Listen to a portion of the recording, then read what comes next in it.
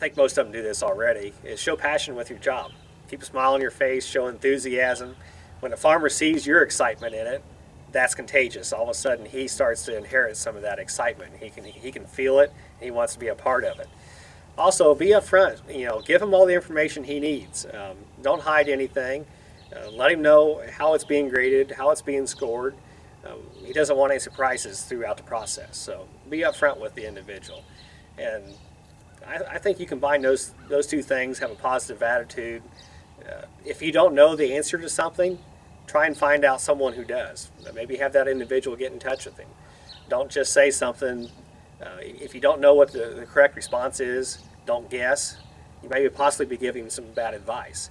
Maybe you're a little unsure. Maybe check with a couple other people. And sometimes there is no answer. And sometimes, for example, maybe killing an annual ryegrass. There is no one answer for the correct way to do it. You just can't say, go use this herbicide and it's going to work. There's so many factors involved, and they need to understand that. So it takes a lot of education. It's just not where you just give them a clipboard and here are the rules and this is the way it's going to happen.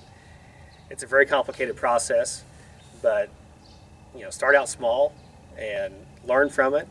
There's going to be mistakes made along the way. The key is don't make any mistakes too big that you can't recover from. Don't put the farm at risk, but if you don't try, it never happened. Well, I personally learned about a lot of the conservation measures is through the CCA meetings I go to. I have a CCA degree, which is an agronomy license, meaning I have the authority to give agronomic recommendations. I received that license back in the late 1990s, and every year I get roughly 20 hours of schooling.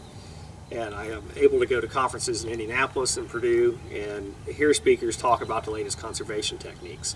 That usually kind of brings me to the forefront of the latest conservation technologies out there. Things that have been more tried and true and tested I read about in publications.